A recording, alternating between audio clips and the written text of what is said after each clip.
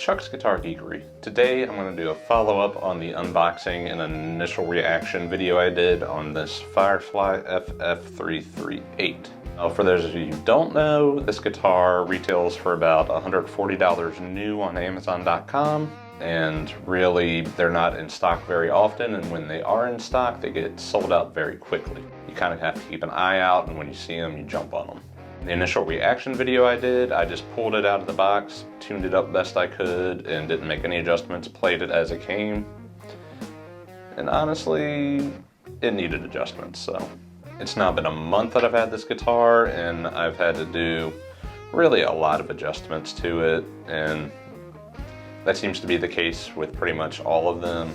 I watched other review videos of this guitar too. The only thing I've replaced on it have been the tuners, because the tuners that came on it were just unusable, really. Like I, did what I usually do to get the nut and the bridge set up, but the way the tuners that came on it would work is you would tune it almost like half a rotation around, and then it would suddenly jump up half a step. So it'd be turning it, you get almost halfway around with no change in pitch, and then it would jump up. And I graphited the nut and all that stuff and didn't fix that, so it was the tuners. Now these Wilkinson tuners, I'll put a link to these down below of the ones I got because they were a direct fit. They're 10mm spacing, and I didn't have to drill any additional holes. Otherwise, I'm still using the stock electronics. I actually kind of like the way this sounds.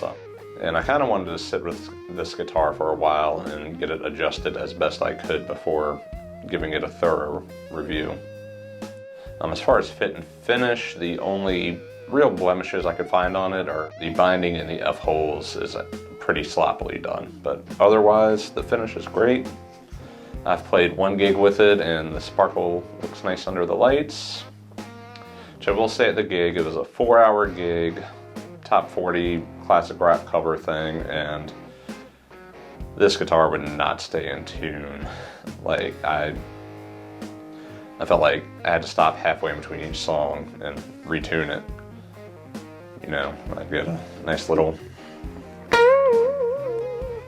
bend in there and it would just knock it right out. But I've since done a little more work, cleaning up the nut. Actually did have to file a lot of the slots in the nut down because the strings were too high and there was no intonation on the lower part of the fretboard, which that actually was probably part of the problem at the gig. But I feel like I've gotten that pretty squared away. I can now play a few songs with it without it going out of tune. I've been pretty aggressively, so that's par for the course. Anyways, that's enough of my yakking. You want to hear this guitar, so I'll start with a clean.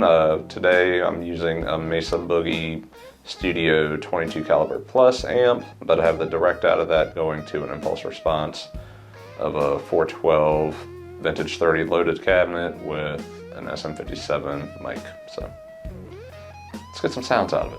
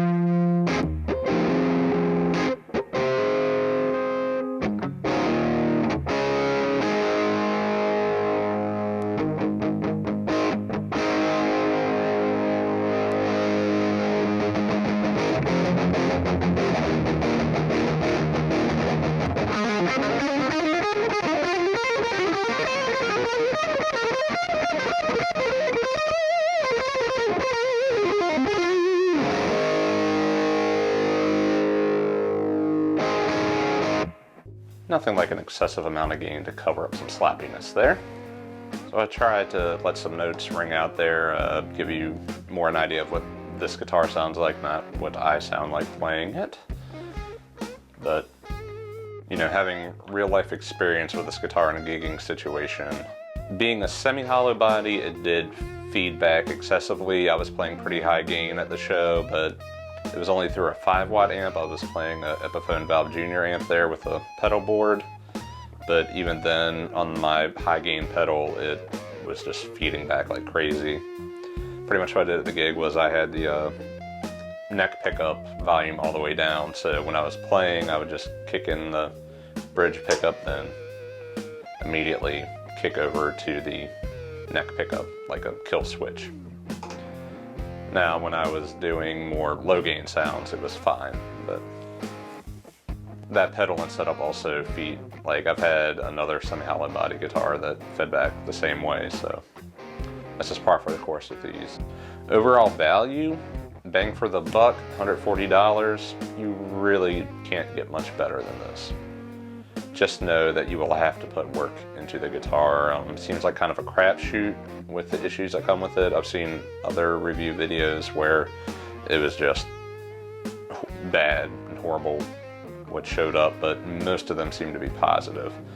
And honestly, what I'll say about this guitar is it's actually inspired me to pick it up and play more. Like, knowing I have this guitar here in my band room, I'm always thinking of excuses to come down and play more, to look at it, see it sparkle and shine, you know, like the simple imbecile I am. Bang for the buck, you're not going to get much better than this. I've always wanted one of these. $140, and then I got 26. They were really $20, but 26 after shipping. Wilkinson tuners, some work getting the nut filed down properly, getting the intonation set up. I will say you probably can't hear it through the pickup, but this bridge does rattle a bit. This may or may not get replaced later. Time will tell. I have too many guitars. How much money I put into any single guitar is a crapshoot, really. But I actually like the pickups. It's a nice mellow sound. It's the sound you expect from this style of guitar. I'll actually throw in a video from the gig now.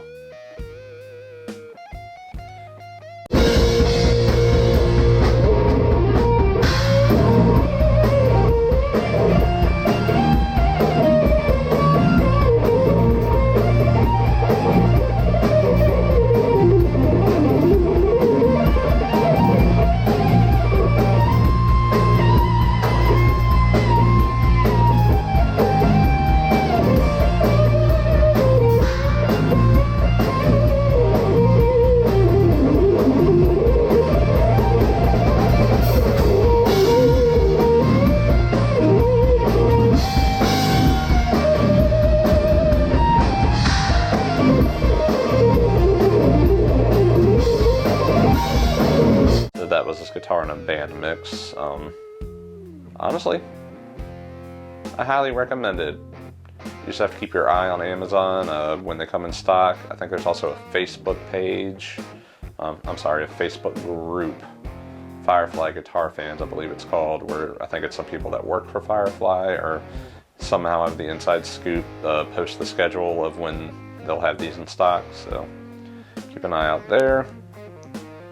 Otherwise, please be sure to like and subscribe if you liked this video. I got tons more demo videos coming down the pike, so please hit that bell button too so you know when they come out. Follow me on all my social media in the links below. My blog is at chucksguitargeekery.com. And also please be sure to check out the eBay affiliate link I have down below. If you buy anything on eBay, I know I'm always perusing eBay for guitar parts. I get a slight commission on it. It doesn't cost you an extra dime. I just get part of eBay's cut, so. Anyways, till next time. Cheers.